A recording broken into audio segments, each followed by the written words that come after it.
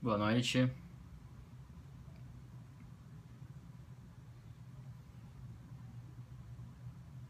Olá, olá. Buenas. De onde falamos? Zicatown, Paraíba, Santa Maria, BH, Floripa, Sampa, Cuiabá, Barretos, Pequim, João Pessoa, São Paulo, Patos de Minas. Estamos aí, é uma boa área, Dr. Ivo. Brasília, Venda Paulista pós-guerra, Comandatuba, Teresina, Pará. Fala oi, Digger, não tá aí não? Hong Kong, Papuda,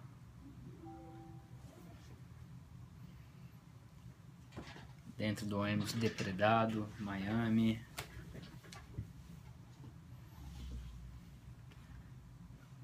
Jurassic Park sempre firme. Deixa eu desligar aqui as coisas. Acabamos de fechar a revista nesse exato momento.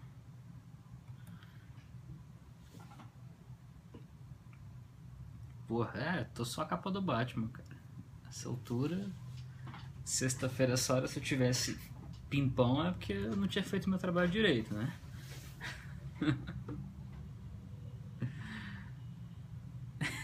O Diga tá apanhando de PM na manifestação.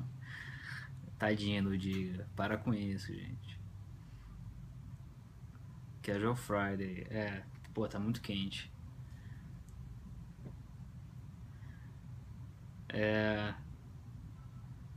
Acabadinho. Pô, tu só recebo elogio, né? Acho que vou parar com esse negócio de periscope. Pô, só me esculacham, cara. Podia estar na rua roubando, assaltando. Tô aqui fazendo periscope.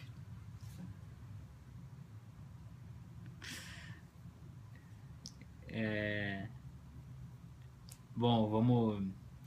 Eu vou tentar ser um pouco breve porque tô meio sem condições, né? E. Então eu vou fazer um breve resumo da edição. Tem coisas legais na edição, bem interessantes. Esses papos de orixá, né? Mas o ponto alto é um assunto que não tá na pauta, é uma investigação do repórter Felipe Coutinho. Ele, há algum tempo, já vem acompanhando muito de perto as ações antiterrorismo da Polícia Federal e de órgãos de inteligência estrangeiros no Brasil, sobretudo com a iminência das Olimpíadas, e ele conseguiu acesso a um material exclusivo e também fez uma investigação própria que conta uma história pra lá de forte. Então preparem-se, eu vou dar só uma pitada da matéria que vocês vão ler daqui a pouco na internet, ou na edição impressa, na edição do iPad, iPhone, o diabo, onde vocês gostem de ler a revista. Mas, resumindo, um físico franco-argelino que foi condenado em 2009 na França por trocar mensagens e planejar atentados com integrantes da Al-Qaeda. Ele foi condenado, trabalhava no CERN, e aquele, né, num acelerador de partículas na Suíça, um físico de partículas elementares, um cara com grande conhecimento científico. Ele foi flagrado, vou tentar aumentar o volume, mas já está no máximo.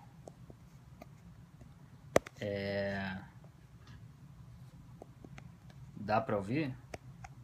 Bom, vou tentar falar alto, mas não mudou nada. Bom, então, resumindo, mas os detalhes da história são realmente muito fortes. Ele foi condenado, a polícia francesa conseguiu interceptar a comunicação criptografada desse físico com integrantes da Al-Qaeda, e nessas comunicações ele planejava junto com os caras da Al-Qaeda atentados em pontos estratégicos da França.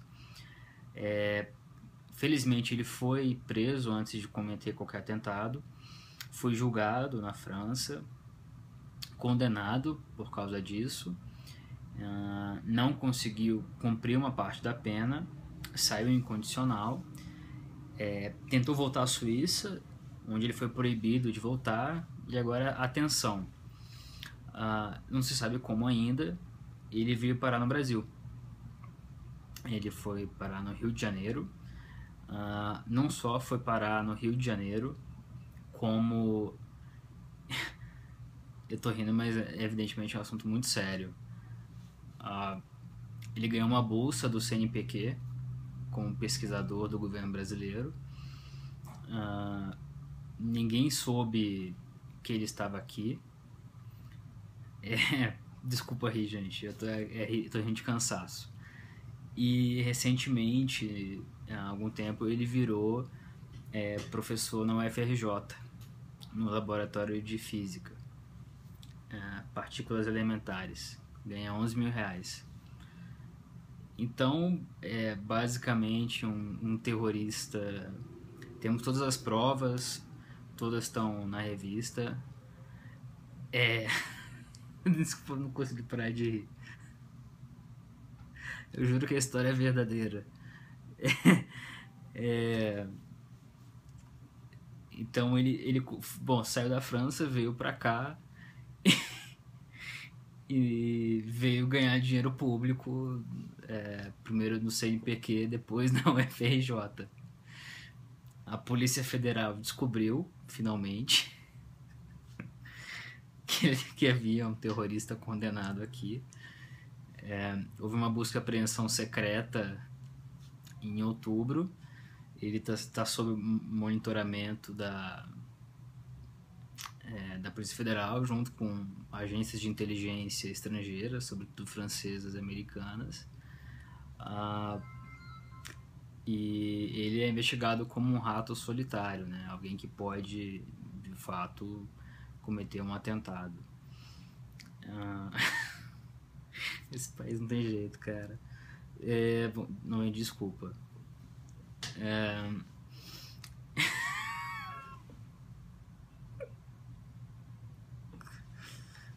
Gente, eu não deveria estar rindo. Desculpa. Sério.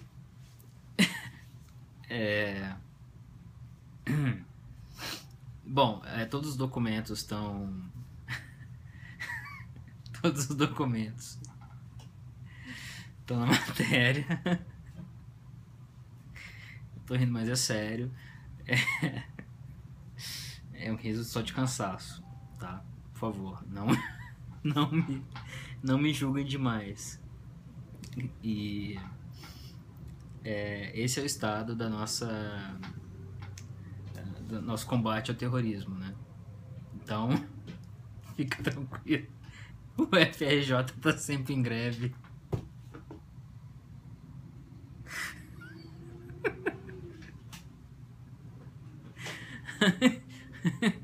Ai, cara, desculpa. Nunca aconteceu isso comigo.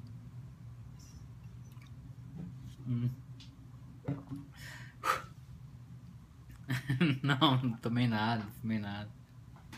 É só porque esse país não é sério, né, gente? Não é.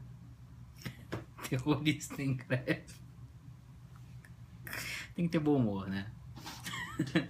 Bom, mas a história é real, tá? Os documentos estão lá, a gente conseguiu acesso. O Felipe Coutinho, excelente repórter da Sucursal de Brasília.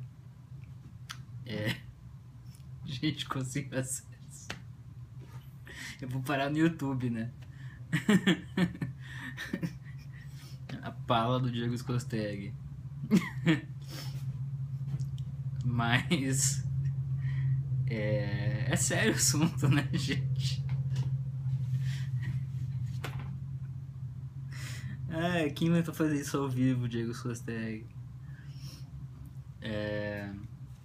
Tudo bem, vai. A gente tá aqui, tá aqui se expondo para isso. Então, assim, a investigação é séria, o assunto é sério,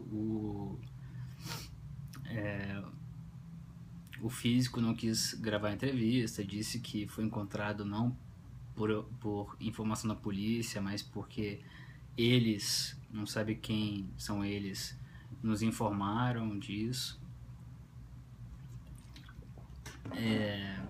Tô indo pelo absurdo completo desse país. Mas a história é muito interessante, é forte, como muitas coisas no Brasil, é quase inacreditável, mas a gente tem os documentos, o nome, enfim, tá tudo confirmado, checado. O CNPq e a FRJ negam qualquer tipo de responsabilidade. Ninguém consegue explicar como é que alguém com essa ficha pode chegar a ter um cargo desse, receber dinheiro público, enfim, ficar aqui. A Suíça não deixa que ele permanece, a França está trabalhando numa legislação por causa desse momento que o impeça de voltar. Recentemente a mulher dele, ele despachou a mulher dele para a Argélia.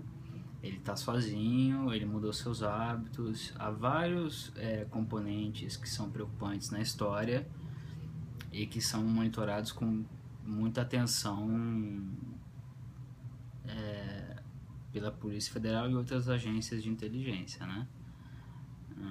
Ele não mudou o nome, a não ser que tenha mudado o nome em alguma parte da fronteira, mas aparentemente a entrada dele foi completamente legal.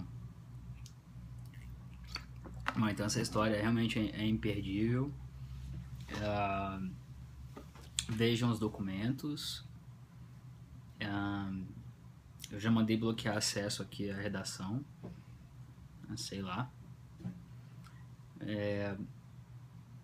E bom, esse é o resumo da história, mas olha, vale muito a pena ler. Assim que a gente botar na internet, eu compartilho com vocês. Outra história muito boa é aí corrupção.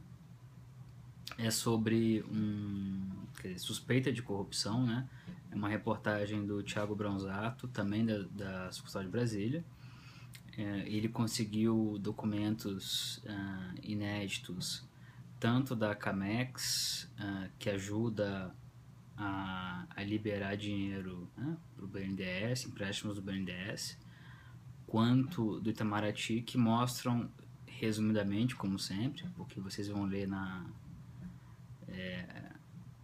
na edição, que o Andrade estava batalhando um empréstimo do BNDES em Moçambique de 320 milhões de dólares.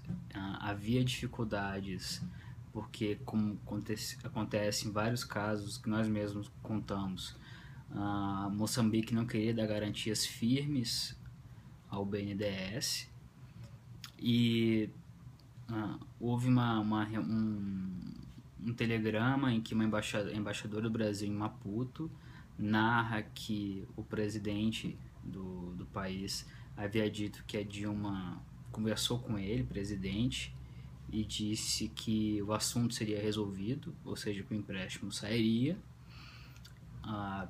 O fato é que os documentos mostram a tramitação disso e a pressão da Andrade Gutierrez para que saísse o dinheiro. Nós obtivemos os documentos internos da Camex e eles mostram como houve uma objeção muito grande dos técnicos e de gente da fazenda, ou seja, para que não se liberasse o dinheiro sem garantias firmes. O Pimentel foi um dos que disseram que na verdade não era necessária a garantia soberana. Não vou entrar nos detalhes técnicos aqui, vocês leram na matéria. O fato é que prevaleceu, evidentemente, a vontade política do Pimentel e da turma da Presidente da República. O contrato foi fechado em julho do ano passado, agora, desculpa, 2014. E aí, passaram-se algumas semanas, a Andrade tornou-se a maior contribuidora de campanha da Dilma Rousseff. Essa empresa que foi contratada para receber o empréstimo é uma empresa da Andrade Gutierrez que pagou pichulecos para o Mário Grois, que é um dos operadores do Petrolão, ou seja, é um duto de lavagem de dinheiro da Andrade Gutierrez. É uma história que vai ser melhor explorada na delação da Andrade, dos executivos da Andrade, e portanto, é mais uma história que toca na prática muito... que já é uma prática realmente, né? Porque a sucessão de casos que nós revelamos, sem cabotinismo, mas nós estamos perseguindo esse assunto com bastante atenção, essa prática, né, Cuba, em Angola, Argentina, Venezuela, de se liberar dinheiro do BNDES sem garantias boas, em condições camaradas para os outros e ruins para nós, para empreiteiras amigas que depois pagavam propina ou dinheiro de campanha para o PT e o PMDB. É um capitalismo de Estado muito repleto de compadrio, vamos dizer assim. Então, essa é também uma história exclusiva, muito boa, os detalhes vocês leem na edição. E eu acho que isso mostra o tamanho. Essa é a primeira edição do ano, né? E nós seguramos algumas matérias. Então vocês têm uma noção de como nós viemos conversando, que o ano vai ter muito o que contar. Vai ter muito o que acontecer ainda, né, pela frente, né? Acabaram me dizer aqui que houve algum HC negado, é isso? Eu não quero ficar olhando pra cá e não olhar pra vocês. Já tá aqui no site a matéria. Eu vou já twittar do terrorista. Do MO, pois é. Nós demos dei isso na coluna no final do ano, né? Tanto no STJ quanto no Supremo, Marcelo Odebrecht não conseguiria HC. Então vai continuar malhando na prisão.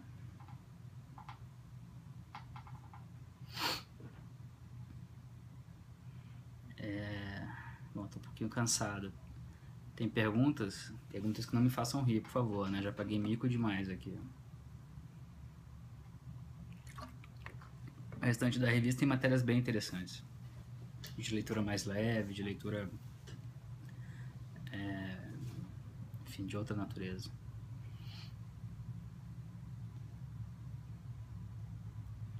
Vocês estão apaixonados pela selfie, né? Não é meu papel falar disso, não, gente. Tô aqui pra ficar falando sobre trabalho de colega. Né? Nosso objetivo aqui na revista é fazer bom jornalismo, né? Só isso. Como eu escrevi hoje, o que eu achei interessante para mim é o selfie da economia, né? Inflação batendo recorde desde 2002.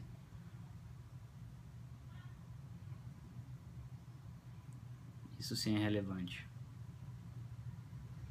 E eu também, na carta da redação, né, do editor dessa semana, eu falo um pouco sobre o que nós conversamos aqui a respeito do Camus, do absurdo e do que é considerado normal hoje no Brasil, né? Todas essas coisas que a gente conversa aqui e que acabam sendo normalizadas pelo transcorrer dos dias, né? a gente fica anestesiado e tal. Então eu cito um pouco isso na carta do leitor ao leitor.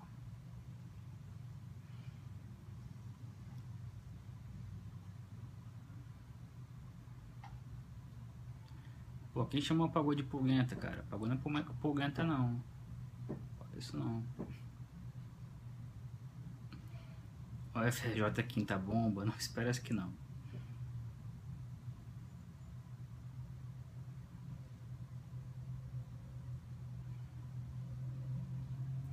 Ah, eu levei no Banco Mundial, eu tenho quase nenhuma informação. Vocês têm que entender também que hoje eu passo o dia inteiro internado na minha cela aqui, fechando matéria, enfim, liderando o difícil processo de fechamento.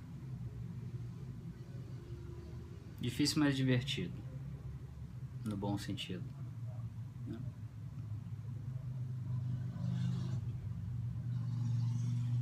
Marcelo Debrecht vai cantar? Eu ainda acho que vai. Pode demorar muito. Mas cadê o HC que viria, né? Até agora não veio, né? Continua preso. Será que vai ser solto? Será? O Jacques Wagner, brevemente, bom, no turbilhão da Lava Jato, passou um pouco despercebido, né? Quando o Jacques Wagner assumiu a Casa Civil e também diante da tragédia que era o Aloysio Mercadante no comando da Casa Civil, né? Que o Jacques Wagner, por mais habilidoso, diplomático e articulado que seja, ele foi governador da Bahia por 2 mandatos, as campanhas dele foram feitas como se fazem campanhas no Brasil, né? E no PT. A OAS é da Bahia, a UTC é da Bahia,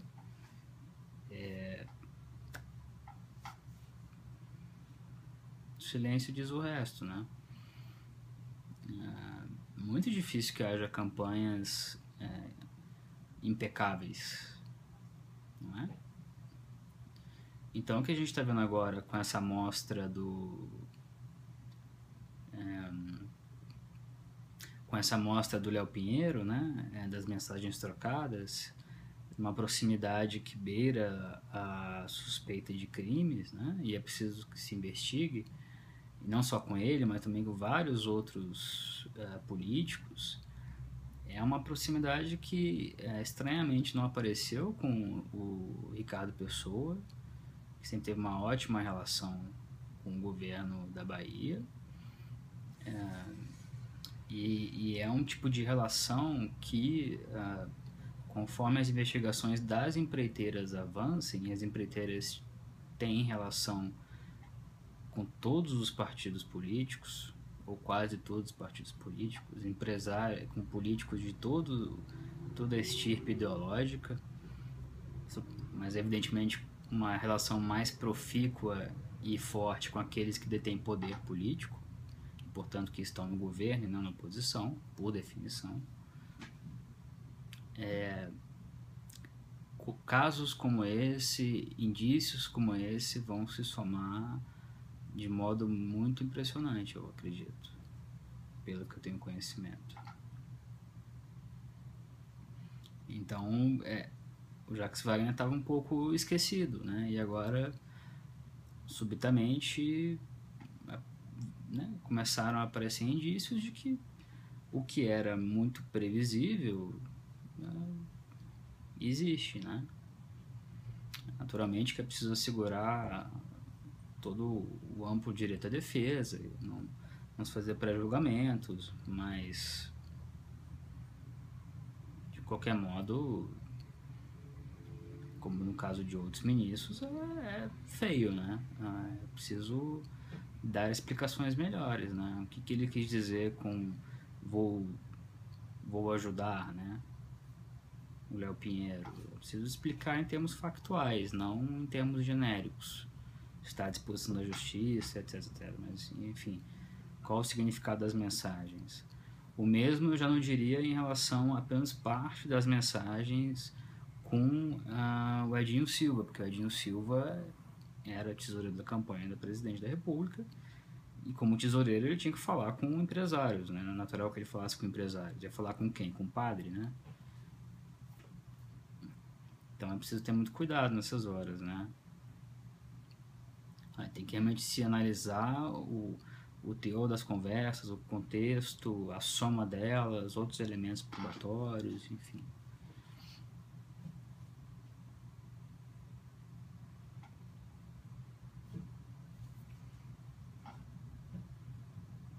Vamos para as últimas, gente? Porque eu já tô nas últimas.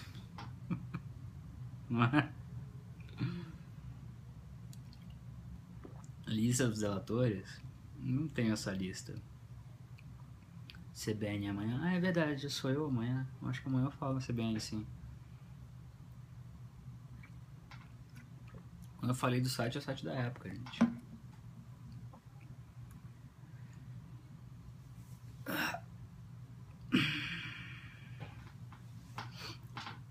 Taipava e TSE. Pois é, o Murilo Ramos acabou de botar aqui, ó, acho que botou, né? A história do... que nós mesmos revelamos aqui, que é muito parecida com a da Andrade nesse sentido. É o toma lá, dá cá. É o quiprocó, né? Ou seja, é a essência da corrupção política.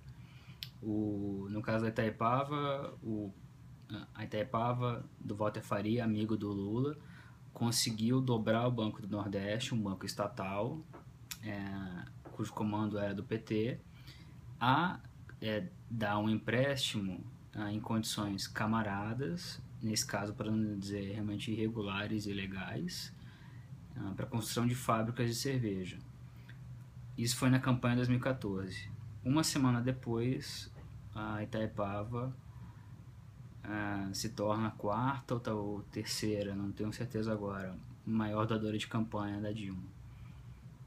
Então é uma troca de favores à custa da coisa pública, em benefício ou lucro, em benefício político de quem detém o poder e em benefício financeiro de quem tem o dinheiro, né? Percebam que há uma consistência conceitual nesses casos, né? Mesmo quando eles não são flagrantemente legais. E esse caso da Itaipava, Petrópolis é outro nome, né? Então vai e vem verão que vai dar muito problema ainda. Então é mais um caso, né, de um amigo do Lula que consegue benefícios. A CGU, né, confirmou o que a gente havia revelado com base em documentos internos do Banco do Nordeste, ou seja, e do Ministério Público, que os empréstimos eram irregulares, que as garantias eram fajutas, enfim, é o capitalismo de Estado dos amigos, né? E que tem um preço. Vocês não vão fazer falar de Cibá Machado, né?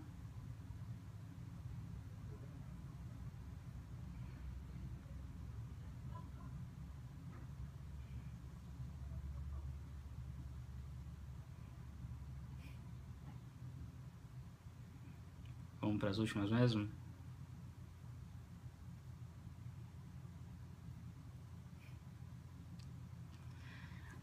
Marcelo Odebrecht, como eu já falei aqui, já escrevi na revista, o Odebrecht, embora seja uma empresa muito fechada e cuja cúpula é relativamente paranoica, eles contrataram escritórios para traçar um plano de acordo de leniência, ou seja, o que seria da empresa após um acordo de leniência, que teria que incluir também uma delação pessoa física do Marcelo Odebrecht. Existe um pequeno problema. Uma coisa é o Marcelo Odebrecht se convencer de que precisa, ou ser convencido de que precisa falar. A outra é o Ministério Público aceitar. que tanto os procuradores da Lava Jato, quanto os juízes, quanto jornalistas como eu, tem, pelo histórico da Odebrecht e da virulência com que a Odebrecht atacou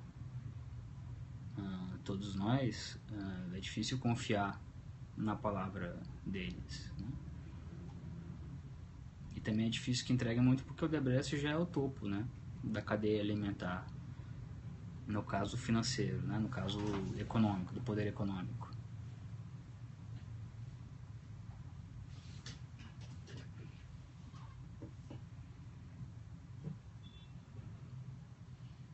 Bom, agora deu, né?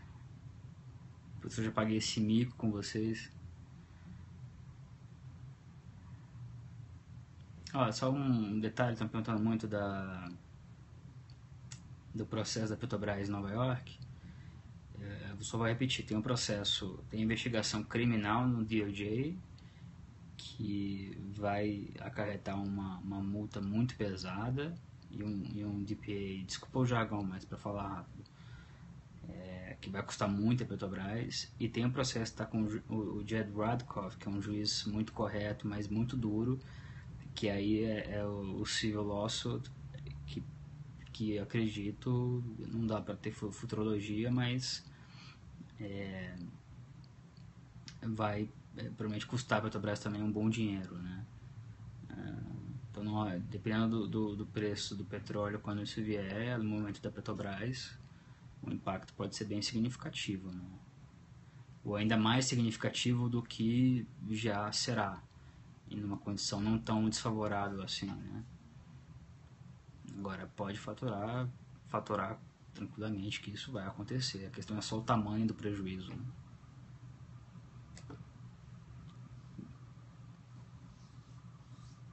Ok, pessoal? Vou botar para vocês agora as matérias. Sigam o Felipe Coutinho e o Thiago Bronzato no Twitter. E vou descansar, né? Mas é o ônus de aparecer para vocês como eu sou. E depois do fechamento, só a capa do Batman.